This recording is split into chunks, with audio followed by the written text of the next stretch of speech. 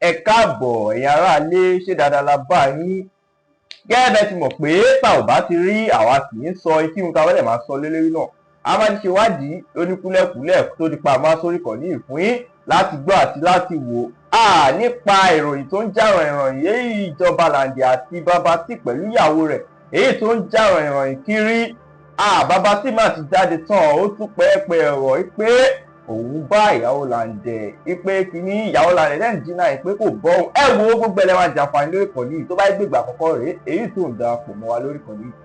Bá a subscribe kó like kó comment kó share wà á lè máa jẹ́ wá àǹfààní kọ́ńtẹ́ǹtì yìí ní ìgbàkúgbà lóòrèkóòrè tá a bá fi létà wà á lè máa fi ṣe ọgbọ́n ìmọ̀ àti òye. Gẹ́gẹ́ sọ pé fídíò wà lẹ́tà máa play fún yín. Ẹ wo fídíò ọ̀hún náà rèé ẹ̀yin tèmi ó yẹ jẹ́ gbádùn ẹ̀.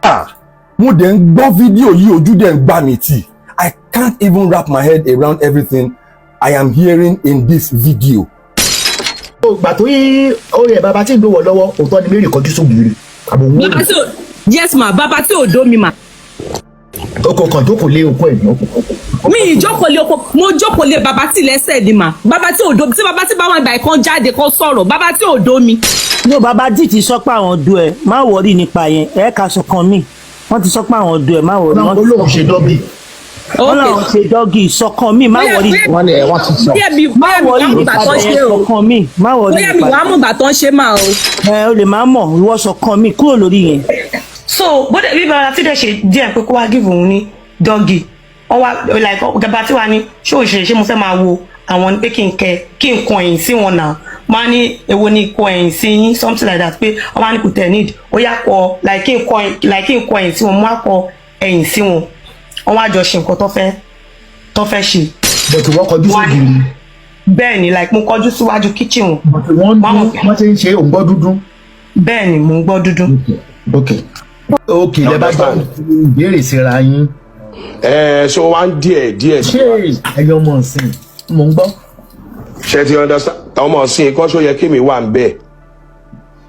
Bọ̀ tó kó àlè náà gbà tí Mary. Yes, wọ́n ti mú mi already, mo ti wà ń bẹ̀. Of course ó kó àlè náà tí ọtí dẹ̀ ti wà tó ti wà ń bẹ̀. So mo ti wà ń bẹ̀ kò sí nǹkan tí mo fẹ́ ṣe. So wọ́n dẹ̀ ṣe truth or dare. So bí Mary Gold ṣe sọ pé òun díẹ̀ kí ló ń pè dára pé kí bàbá tí fún ní dọ́gì Quickie. Yes now. Ó lóun díẹ̀ dára. Pé kí n fún ní Quickie. Ṣé understand? Ṣé dára náà ti bọ́ra sílẹ̀ ni àbí kò tí ì bọ́ra sílẹ̀? No, kò bọ́ra sílẹ̀. Dára ò bọ́ra sílẹ̀. Èmi gan ò bọ́ra sílẹ̀ ń bẹ́ẹ̀ tẹ́lẹ̀. Okay, ó wá ní Mary nìkan ló wà ń ta. So Mary wá ní òun díẹ̀ mi kí n ṣe Quickie pẹ̀lú dára. I understand? So mo mú condom. Ọkọ tó ń sọ yìí Lande ni wọ́n Mary rìkọ́ọ̀dù gbogbo ẹ̀ from A to Z tó wà lọ́wọ́. Mi ò purọ́ fún yín náà. Ṣé bó ti wọ́n ló wá rìkọ́ọ̀dù? Ẹ máa gbọ́ sẹ́ ṣe bó ló wá rìkọ́ọ̀dù mi nulẹ̀. Ṣé bó ni mò ń sọ yìí?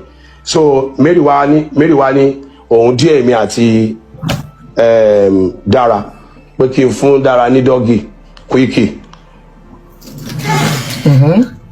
Not Lande's wife. When I said dára yẹn ni Mary ẹ wá ń wò hòhò Mary.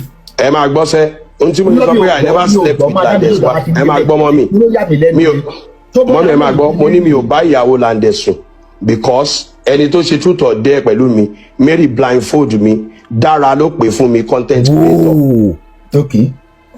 Ṣó ti yé yín? So I never slept with Lande's wife. Tí mo sọ I never slept with Lande's wife, but we did truth or dare, and I gave what's it called, Dara Quickie. I will not lie about that. It's the first time I'm saying it. I gave Dara Quickie. Fún ní Quickie oníkòbọ̀rà alẹ̀ kí ló mú vela rẹ̀ tó fi fún ní Quickie. No, ó díẹ̀ ní géèmù yẹn ni ó díẹ̀ Dara wá sọ pé òun díẹ̀ mi Mary díẹ̀ Dara ó tán ó díẹ̀ Dara. Ó sọ pé kí dára pé I dare you dára for Baba Tí to give you Quickie. So tí o bá ní gbà á mọtí so kò mọtí ó dẹ̀ lóhun díẹ̀ mo dẹ̀ ní game mo dẹ̀ mú condom nù ọ̀dọ̀ mi. Báwo ni ara ẹ ṣe máa múùvù tó ń do ẹnìkan tẹ́nìkejì dẹ̀ ń wò ẹ̀? Àti pé 3 sums ló ṣe nígbà yẹn. No 3 sum kan o mi ò do Mary o mi ò do Mary o Mary wà ní hóhó. Bẹ́ẹ̀ ni Mary kan wà ní òwò ní táàsì tí Mary ṣe Mary head mi ṣe ń gbọ́. Kí ló tún mọ head? Ó shock mi Mary head mi. Wait. How can a married woman go to a man's house with her friend and they will not be playing truth or dare game? I've never heard of this kind of thing before. A married woman, allegedly. But the truth of the matter is, Ibola fi ìtìjú síná. Àwọn èèyàn Ọlọ́run gan sọ pé ẹ̀dá tó bá ti sọ ìtìjú nù, irú èèyàn bẹ́ẹ̀ yẹn ò lè ráyé gbé. That is, anybody that does not have an iota of shame, that kind of person can do anything and everything. So now, how can a married woman engage in a truth or dare game with a man? Ìkọ́tẹ̀ sọ pé òun gbókò ìsẹ́nu òun fún ní head but kò dóhun. Mo tún fọ́. Then bàbá tí sọ pé òun fún jẹ látẹ̀yìn, ìyẹn sọ pé kò fóun jẹ látẹ̀yìn. Where is this world going? What is this world turning into? Because I don't understand. It feels like there is no shame anymore in this world. And this video is leading me to another point. Àjọ contribution. I have said it in one of my videos in the past. Àjọ contribution. Nǹkan tí àjọ contribution máa dálẹ̀, apá òbò ẹlòmíì ò ní ká. Torí pé àjọ tí ẹlòmíì, some people does not have a consistent source of income and they are involving themselves in àjọ contribution that they don't even know where to get the money. After collecting the àjọ, they need to pay up and meet up. Now, they don't know where to get the money. They will do anything. Some babes will do anything and everything to get the money to pay for the àjọ because the àjọ contributions admin, they are already on their neck. What happened in my area recently? A very fine babe, big girl, but because she was involved in one àjọ and there was no money to pay up the àjọ, the admin was already choking her. She had to knack an Okada guy, one Okada guy.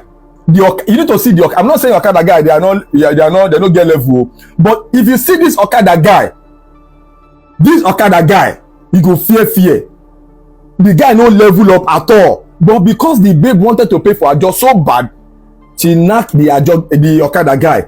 At the end of the day, the Okada guy gave the babe STD.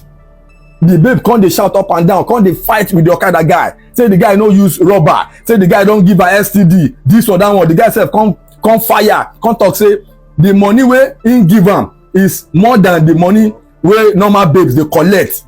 But because the babe wanted to meet up with the àjọ so bad, she did the unthinkable. Did you get? So now in this video now, báwo ni ìyàwó, okay, you are doing all of these things. You are not putting your future into consideration. What if your children grows up and begin to see all of this, this drama you guys are doing on the internet? You are doing truth or dare game. Okay, what if your children grows up to see all of these things? The truth of the matter is, me really blame Babati, because Babati said in that video, he said he did not know that Dara was Ijoba Lande's wife, that he was not aware until aftermath. So, Babati ò jẹ̀bi in that case. Can Babati more outrightly from the beginning that Dara was Ijoba Lande's wife, then you can actually blame Babati. But as it is now, I don't see the reason why a married woman will go with a friend to a man's house, to a man that does not have a wife in the house. You went there to do what? So you guys were now doing truth or dare. Ilé ayé ti bàjẹ́ débi wípé ọmọ olè ó ń dájọ́. Because I don't see the reason why a married woman, see, I mean, blame Mary Gold. Mary Gold can do whatever. She's a single lady. But you are a married woman. And allegedly, because Dara has come out to say all of these things were all lies.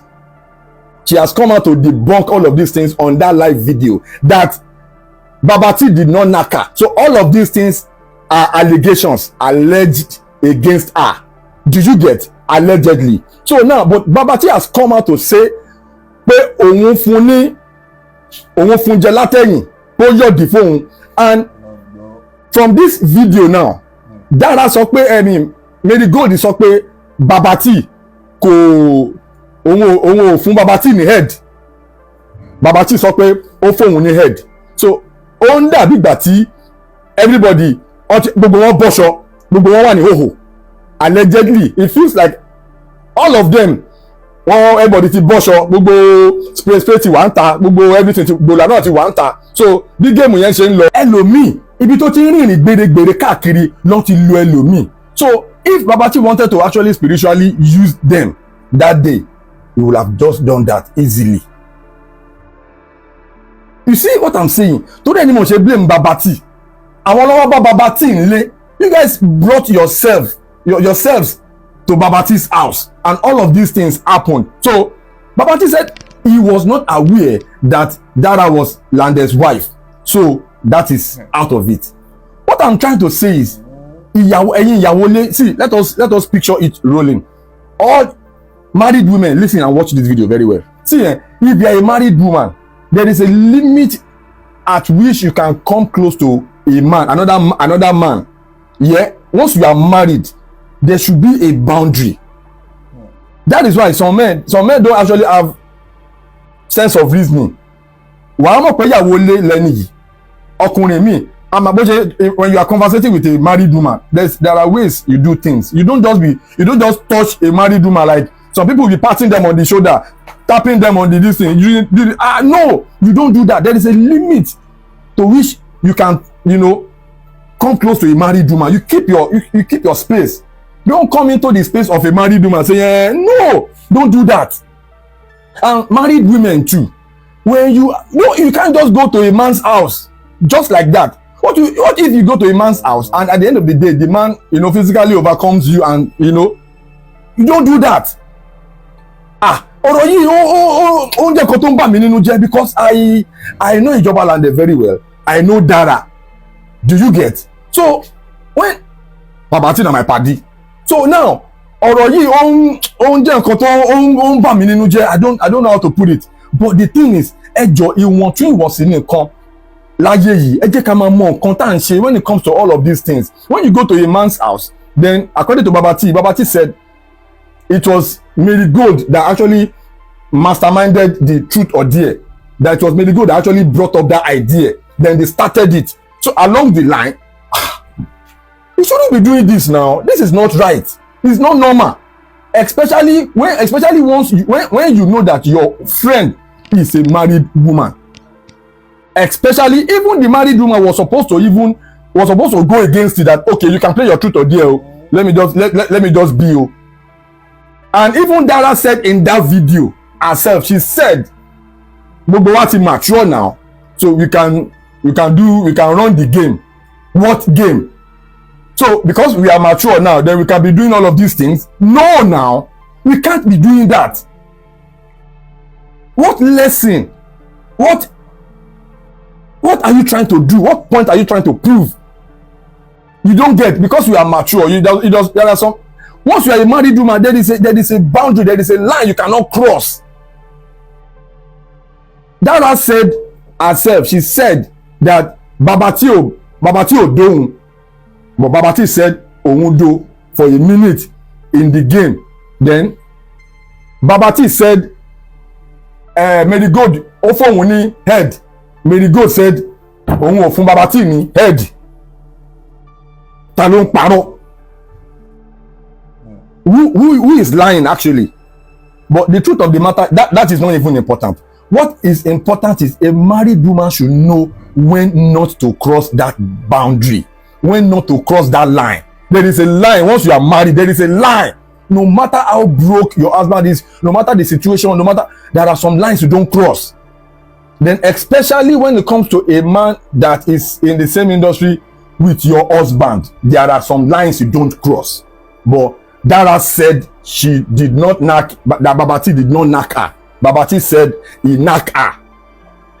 Marigold said Babati did not, from Babati in the head. bàbá tí said Mary Gold fóun ní ó gbókó sẹ́nu. So what is actually going on? But video yìí nǹkan tí video yìí fẹ́ kọ́ wa òun ni wípé as a married woman, if you are watching this video, there are some lines you don't cross, you don't try it, because men na we dey jealous pass. If they tell you say na women dey jealous pass, na lie, that person does not know what's up. na we dey jealous pass.